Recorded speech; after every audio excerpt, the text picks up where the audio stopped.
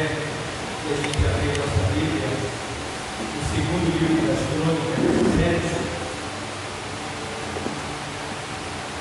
capítulo 7, versículo 11.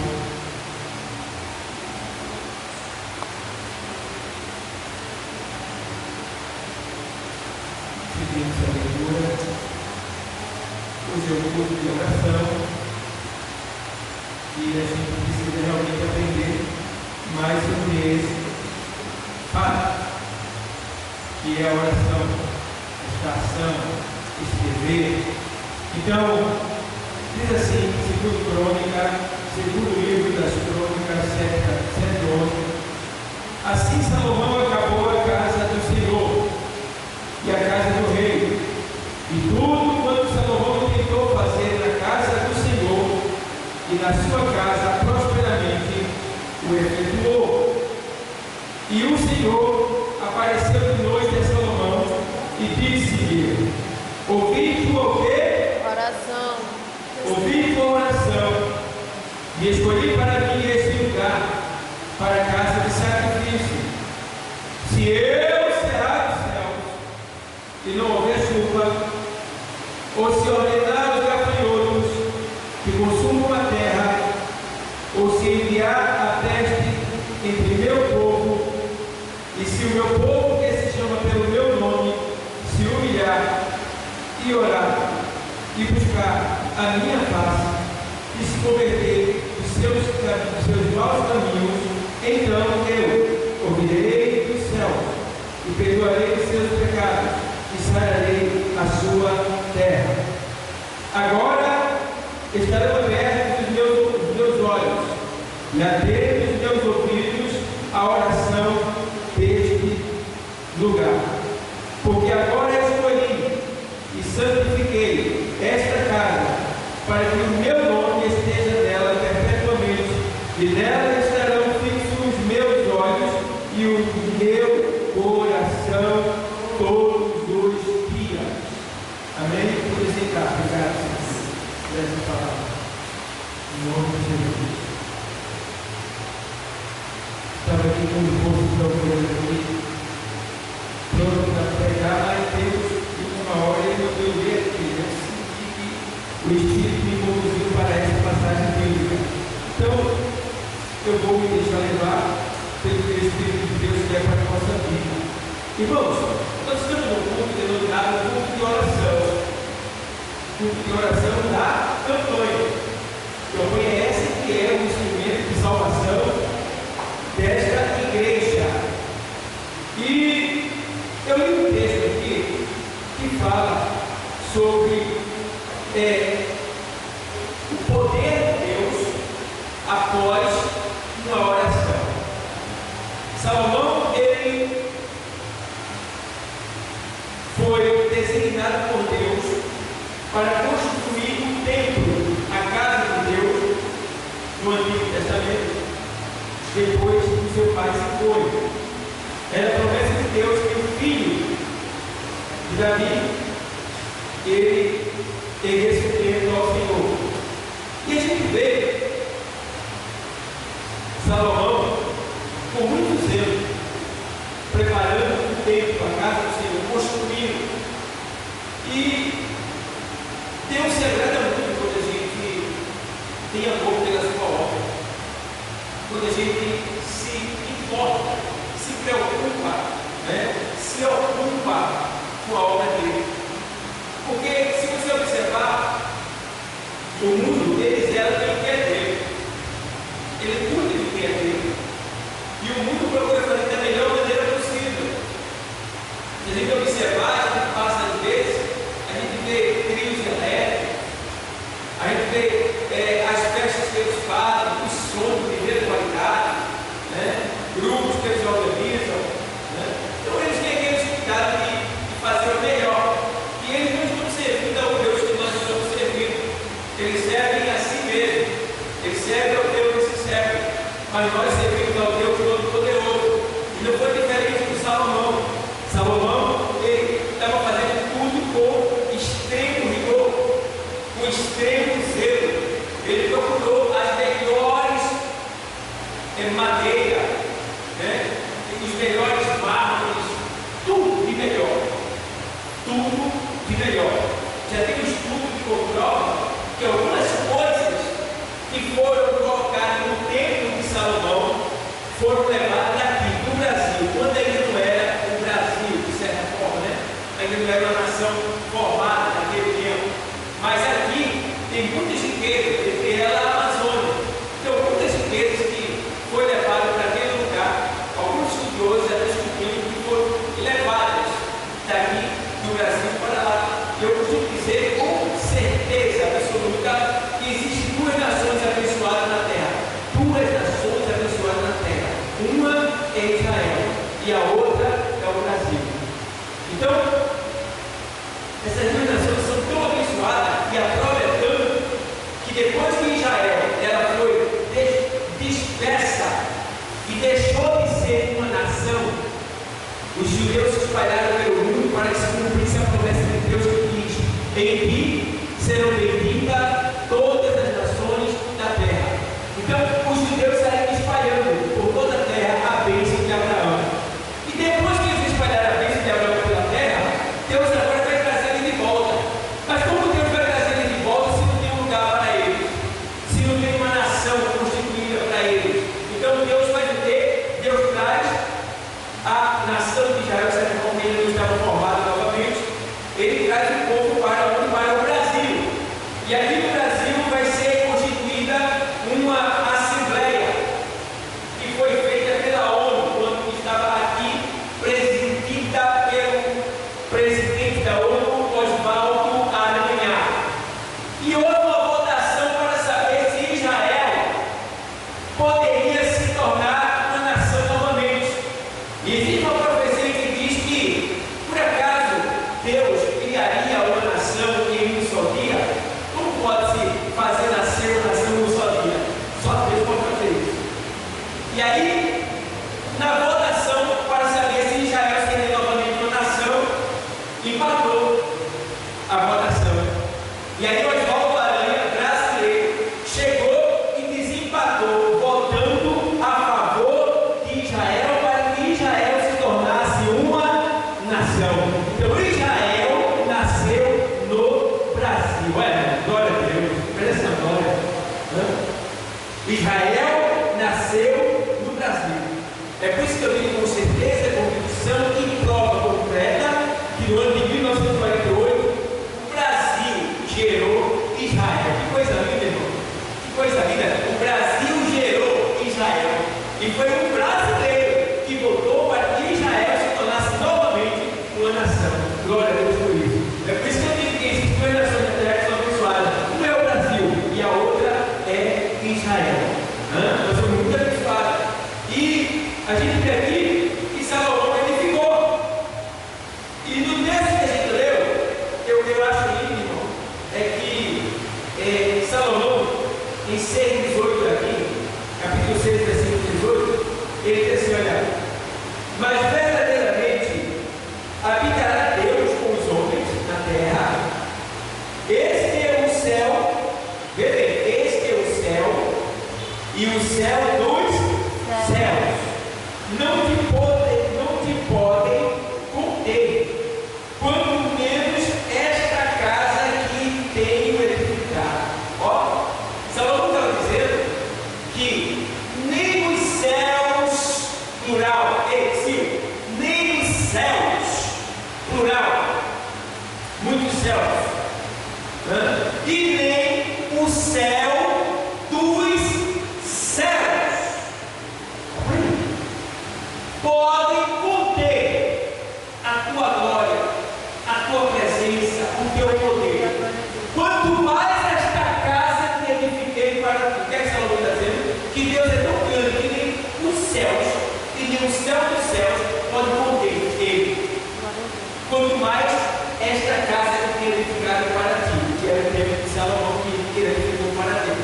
Que fica bem claro que Deus não habita no templo feito por mão de homem, certo? Ele habita agora no templo que foi feito pelo próprio Jesus Cristo, que é o nosso corpo. Tá bom? Então, ó, aí Salomão orando aqui, eu acho que ele olha aqui, E no versículo 21, do capítulo 6, abre o capítulo que acompanha, tá? Salomão está orando, porque ele construiu a igreja, o templo, e agora ele está falando com Deus, para poder consagrar o templo a Deus. E Salomão vai dizer para Deus o que é que ele quer que aconteça naquele lugar. Olha, Deus, eu quero que quando vier alguém, quando assim, você pode ver aí, que eu quero que o Senhor faça assim, assim, assim, e Deus ouviu, porque o amor, a dedicação, o investimento que ele teve, que ele fez, com aquele tempo, irmão, Deus fica atento, irmão, quando você tem sede pelas coisas dele. Deus fica olhando para você, Deus abençoa, Deus fica atento à sua oração também. Alguém diz aqui em 21, 6, 21.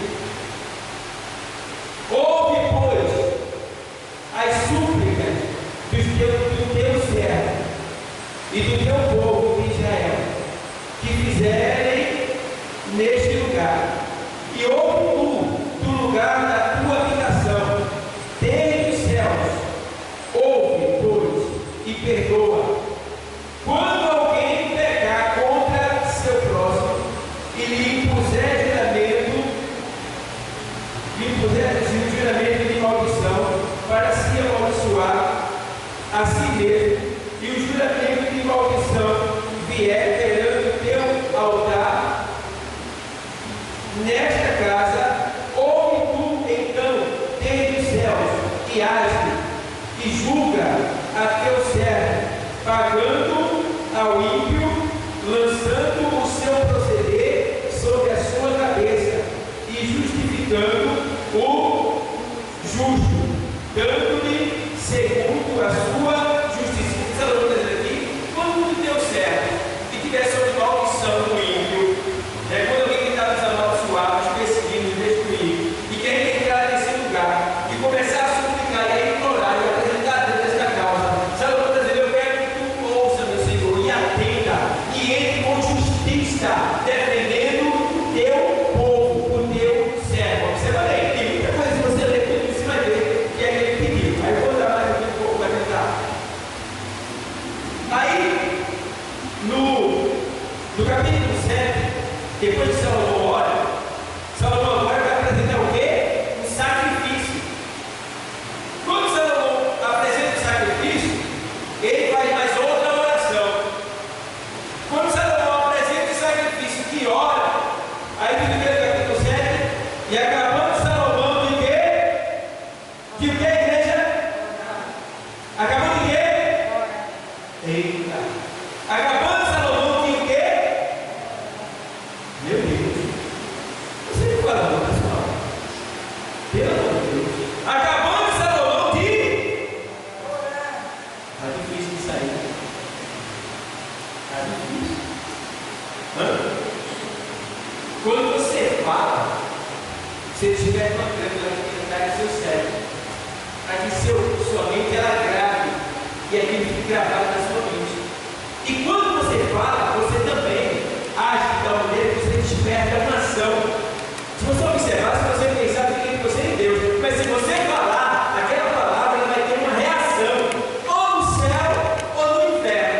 Se você está falando aqui para a glória de Deus, isso vai ter uma reação benéfica, abençoada para você. Então é bom que quando a gente manda repetir uma palavra abençoada, você repite.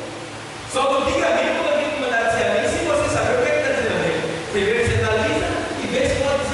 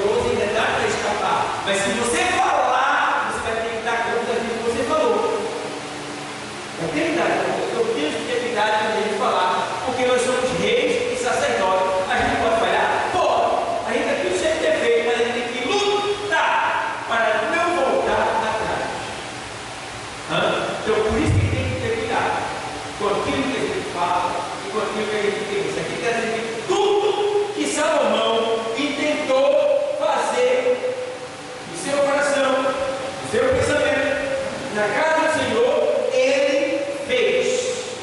Ó, então, pila até agora. Aí vamos lá.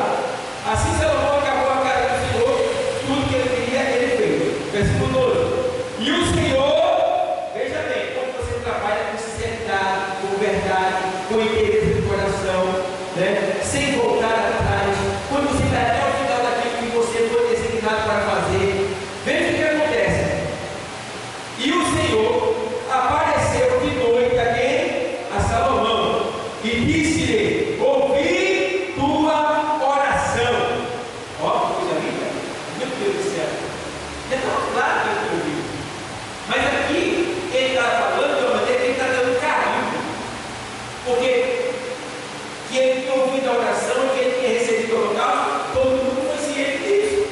Mas ele precisava agora fortalecer a fé de Salomão, dizendo para ele: eu ouvi quando ele falou comigo, ei, eu quero dizer nessa noite, Deus está ouvindo a tua oração, Deus está ouvindo quando você fala com ele, Deus está atento para o que você está falando com ele, porque Deus é um ser social, ele gosta de conversar, ele gosta de se socializar, então quer, né, ter algo da parte de Deus, converse com ele, fale para ele. Paulo escreve aos Filipenses 4 e 6 assim, ó: não estejais inquietos por coisa alguma, antes as vossas petições sejam em tudo conhecidas diante de Deus, pela oração e súplica com ação de graça. Ele diz em Tessalonicenses, primeira carta, 5:17: orai sem cessar. A gente vê que ele lá em Romanos 12, na sequência lá, 12 e 8, que eu falei aqui, Romanos 12, eu leio para vocês aqui, vou ler aqui, só um momento. Aqui, ó, Romanos 12, o que é que ele diz aqui assim? Vamos lá, 12 e 9. O amor seja não fingido, aborrecer o mal e aplicar-vos ao bem. Amai-vos cordialmente uns aos outros, com amor fraternal, preferindo-vos em honra uns aos outros. Não sejais vagarosos no cuidado, sede fervorosos no espírito, servindo ao Senhor. Alegrai-vos na esperança, sede pacientes na tribulação, perseverai na oração. Por quê? Deus está afirmando aqui, mostrando aqui algo sobre a oração da gente, que possivelmente pode ter alguém aqui que não está orando como devia, e aquele que está orando como é para orar, Deus vai dizer: eu estou ouvindo a tua oração. Então quem não está orando vai ter que orar para poder ter um encontro com Deus, e Deus se revelar para essa pessoa e realmente dizer assim: eu ouvi a tua oração e vou fazer da maneira que tu me pediu. Mas para isso é ter o quê? Comunhão, intimidade, perseverança na oração.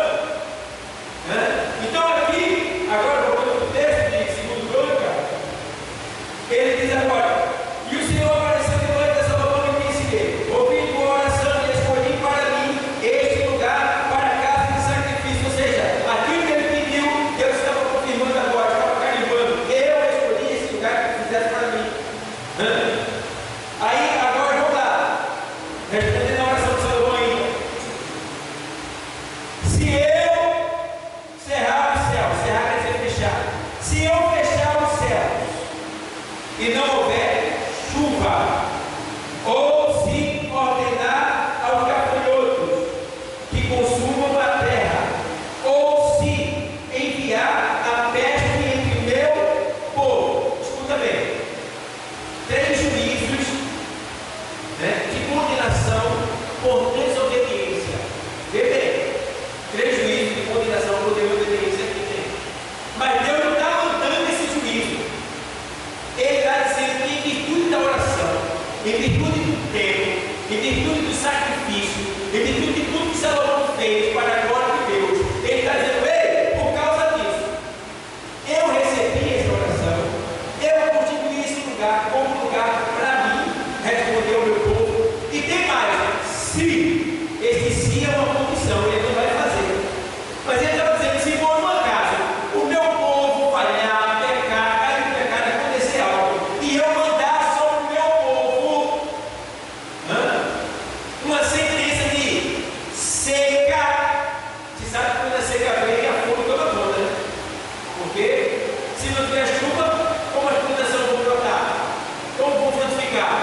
Então a fome impera. Se eu cerrar os céus e não houver chuva, seca, morre o bicho e morre as plantas. Seca. Mas se eu enviar, se eu cerrar o céu, e aí ele faz, e não houver chuva, e se eu enviar, e se eu ordenar aos gafanhotos que consumam a terra, o gafanhoto quando ele vem, ele embora. A praga de gafanhoto quando vem, só ele vem até o talo, se der ele na planta, ele come. Mas come tudo mesmo, mas a árvore fica só o tronco. Aprende o juízo. Fome. Vai comer toda a lavoura. E agora vem mais. E se eu enviar, consuma toda a terra, né? E se eu enviar a peste entre o meu povo, o que é peste? Doença. Doença. Diversos tipos de doenças, tumores malignos, doenças contagiosas. Se eu enviar, ele vai mudar. Mas se isso acontecer, aí, vamos ver o que tem agora, versículo 14. Se ele enviar tudo isso aí, ele cure do pecado do próprio povo. E se o meu povo, que se chama pelo meu nome, quem é esse povo? Eles. E já é. E o meu povo que se chama pelo meu nome, se humilhar, agora, irmão, vamos entender isso aqui? Se Deus mandar um juízo sobre nós, eu não sei como é que está a tua vida.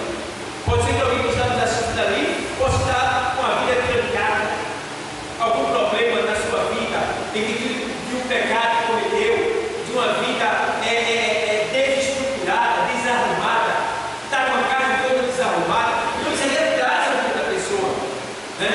Então, se a pessoa tem virtude disso, receber na sua vida um juízo, porque o salário do pecado é a morte. Se você não está em contato com Deus, em comunhão com Deus, não tem intimidade com Ele, não vive ou não falando com Ele, você está exposto, está vulnerável aos ataques do diabo, aos ataques do inimigo. Então é muito essa pessoa é juízo. Mas Deus está dizendo aqui, olha, se o meu povo se chama pelo meu nome, se humilhar, o que é se humilhar? Reconhecer que você não é nada diante de Deus. Reconhecer que você é barro, que você é pó, que você é uma criatura mortal, fraca, falível. Então, se você reconhecer diante de Deus que você não é nada diante dele, reconheça que Deus, que eu sou fraco, que eu sou pequeno, que eu não tenho, mas tenho, que eu sou pequeno, mas não é grande, que eu sou fraco, mas não é forte. Senhor, reconheço que eu pequei perante a tua face, não tenho sido fiel como era para ser, não tenho dado o que era para dar, eu tenho voltado atrás, eu tenho sido covarde. Senhor, eu não tenho sido fiel a ti. Senhor, aí, reconhecendo, se humilhando, precisamos nos humilhar mais. Porque, infelizmente, ainda tem crente que chega na presença de Deus com soberba, com orgulho, com o coração inchado. Meu irmão, essa oração não sobe. É uma oração subir, aí tem que estar com o coração aberto, se esvaziar completamente. Jeremias diz isso, 29, 13. Ele diz assim: olha, buscar-me eles e me achareis, quando me buscar de todo o vosso coração. Tem que ser completo, de todo o coração. Ele diz: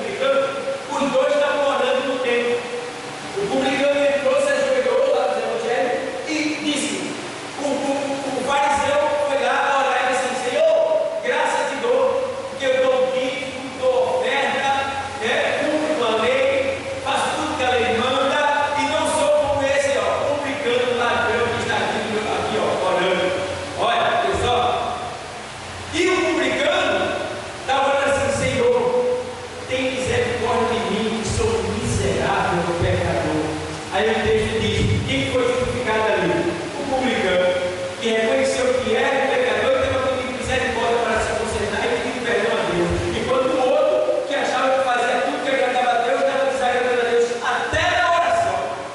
Então a gente precisa ter cuidado, até na forma de orar, a gente precisa ter cuidado com o que vai falar com Deus, né? Então, precisamos ter cuidado. Eu digo, todos nós convertidos, que eles converteram e estavam sendo perseguidos. Um deles estava sendo perseguido por um cara, mas perseguia ele mesmo, ele não ficava mais. E quando tem conhecimento, ele disse: vou orar para Deus matar. Vou orar para Deus matar ele. Eu sou servo de Deus agora, né? Aí ele começou a orar para Deus: Deus mata ele. Ele está me perseguindo, eu aceitei o Senhor, eu sou teu filho, mata ele, mata ele. A oração dele era para matar o cara que estava perseguindo ele. Aí ele jogou e ficou o colega dele, que era também o que me ajuda nessa oração. Diz que dois orando é legal. Aí tu ora, tá? E pede para matar fulano, que ele está me perseguindo demais. Eu não. Então vamos orar. E começar a dizer: orar. Mata ele, mata ele, mata ele. Mata, Senhor, mata ele. Mata ele. A oração era mata. Mas eu não vou orar para matar ninguém. Lá em Tiago 1:20 diz assim: a justiça de Deus não opera na ira do homem. Se você estiver irado, se você estiver irado com alguém e for orar, sabe o que ele faz?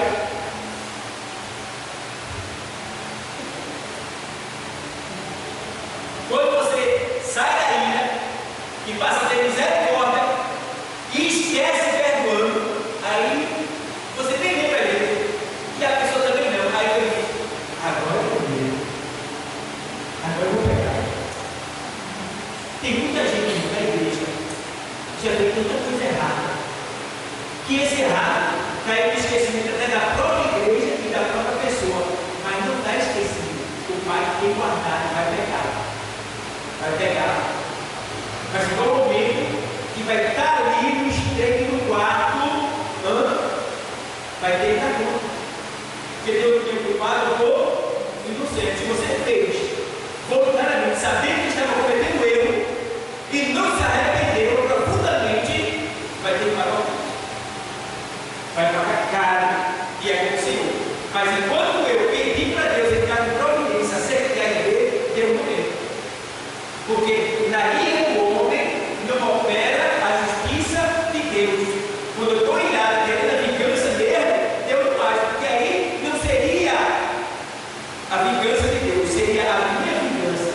Está entendendo? E Deus não é matador de aluguel. E aí eles oravam para Deus matar. E aí o cara que perseguia ele subiu, irmão, desapareceu. Aí ele falava: e aí? Eu acho que ele morreu. Acho que ele morreu. Eu vi a oração. Acho que ele morreu. Não apareceu mais. Passou-se o tempo. Estava os dois lá, sentado no culto, né, da igreja, tem a vontade, pegando o outro, se alegrando. Aí daqui a pouco, no ombro dele, quando ele olha para toma ele diz assim, aí ele: Pai Senhor, e aí? Pai Senhor, está dizendo que aqui tem alguma coisa? Deus matou. Deus ouviu a oração, não do jeito que eles queriam. O Espírito Santo, que intercede por nós no gemido que Deus pediu, porque nós não sabemos como pedir, levou a oração dizendo: Deus, salva aquela vida que está perseguindo os filhos, não se converter. E aí Deus salvou e foi comportar ele que matou. Está entendendo? Então Deus faz assim, irmão. Acontece algo aqui na nossa vida que mata. Por quê? Precisa acontecer de um jeito ou de outro, do jeito que Deus quer, não é do jeito que a gente quer, não. Entendeu? E aí, ele faz. Se o meu povo se humilhar pelo meu nome, se humilhar e orar, então ele precisa ter essa comunicação com Deus. Orar é se comunicar, é falar com Deus, é ter conexão direta com Deus sempre. Não para de orar. E sabe, porém, que orar sim, orar não é só isso.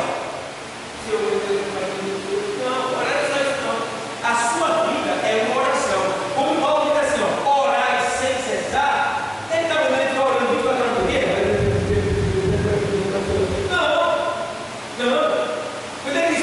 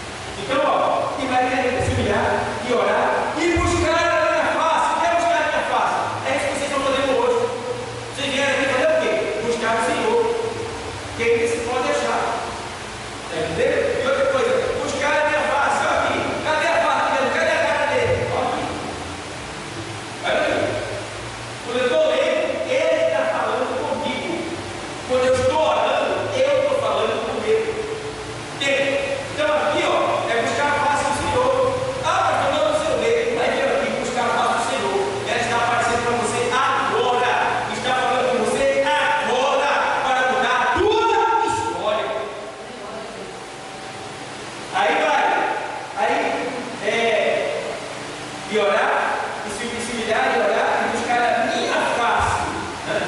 Buscar a minha face. Aí vem, já se humilhou, já orou, já veio buscar a face, agora ele volta. Tem gente que até se humilha, tem gente que até ora, tem gente que até vem para a igreja, mas precisa se converter. O que é se converter? No grego quer dizer dar uma volta completa atrás. No grego quer dizer dar uma volta completa atrás, converter, se arrepender. Tá? Então o que quer dizer isso aí? Eu posso orar, mas não posso orar completamente de todo o coração. Então está faltando alguma coisa para tirar do meu coração. Então eu preciso orar, me humilhar, buscar a face, mas também eu tenho que me converter por completo de tudo aquilo que eu faço. Porque tem gente que quando vem à igreja, até se arrepende do que faz, mas quando passa por aquela porta, torna a fazer tudo de novo. Está fora de alguém, aqui dentro perdoa. Mas quando sai dentro da pessoa, você topa a revisar que pode a pessoa e pode o que falar. E aí? Aí parece que ele vai receber como tu estava aqui. Não recebeu. Porque ele já sabia que você não se converteu completamente. Então a conversão tem que ser completa.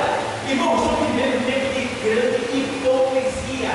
Pessoas que falam, mas não vivem. Está entendendo? E a gente precisa lutar com isso que está dentro de nós. Nós temos hipocrisia dentro de nós. Nós temos adultério dentro de nós. Nós temos mentira dentro de nós. Nós temos crime dentro de nós. Assassinato, homicídio.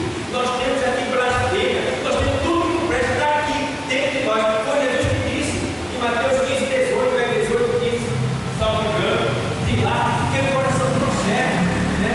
Furto, falso pensamento, prostituição, adultério, ele tem lá.